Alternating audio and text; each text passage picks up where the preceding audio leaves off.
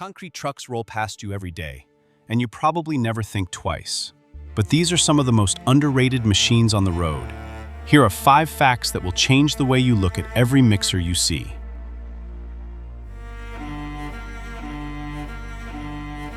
Let's start with weight. A fully loaded concrete truck rolls down the road at around 70,000 pounds. That's about 35 tons. To put it in perspective, that's more than 2 full-size school buses stacked together. Empty, the truck alone is already 25,000 to 30,000 pounds. Most of that is the chassis and the giant rotating drum on the back. Add 40,000 pounds of wet concrete to the drum, and you've got something that can crack a road if it sits in one spot too long. Which is exactly why concrete trucks have to keep moving the second they're loaded. Watch any concrete truck for 10 seconds, and you'll notice something. The drum is always spinning. At the plant, on the road, at a red light.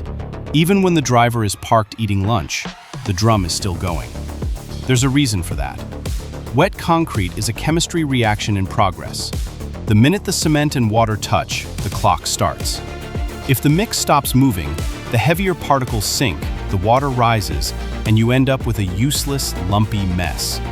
The constant rotation keeps everything suspended and homogeneous. Stop the drum for more than 15 minutes and the load is at risk. Stop it for an hour and you might as well throw it out. A brand new concrete truck, chassis, drum, hydraulics, the whole rig, costs between $200,000 and $300,000. That's not a typo. The truck rolling past you in traffic is worth as much as a starter home in a lot of states. Specialty rigs go even higher. A pump truck with a long boom can run $1 million or more. And that's before you factor in insurance, fuel, drivers, maintenance, and the diesel they burn just keeping the drum spinning. The economics of running a concrete fleet are brutal, which is why most ready-mix companies own dozens of trucks. They need every single one rolling all day to make the math work. Every concrete truck has a water tank bolted somewhere on the chassis, usually 50 to 100 gallons. That water has one job. If a load shows up at the job site too stiff to pour, which can happen if traffic was bad or it's hot out, the driver can add a measured amount of water at the chute to bring the mix back to the right consistency. It's called a slump correction. It's also strictly regulated. Too much water weakens the concrete, so the driver has to log exactly how much was added. That same tank also handles the after-pour rinse, blasting concrete residue off the chute before the truck heads back to the plant. This one surprises people.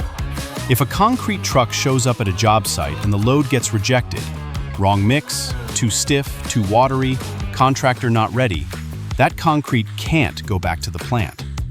Once the mix is in the drum, it's already curing.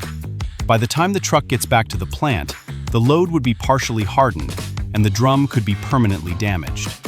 So when a load gets rejected, the driver has to find somewhere safe to dump it. A washout pit, a designated waste site, sometimes a sympathetic neighbor's driveway expansion. And the company eats the loss. That's why drivers and dispatchers are so careful about pre-confirming a job before the truck rolls out. So that's 5 facts. The weight, the constant spinning, the price tag, the water tank, the rejected loads. Which one caught you off guard? Drop it in the comments and let me know. Concrete trucks are doing way more work than most people realize.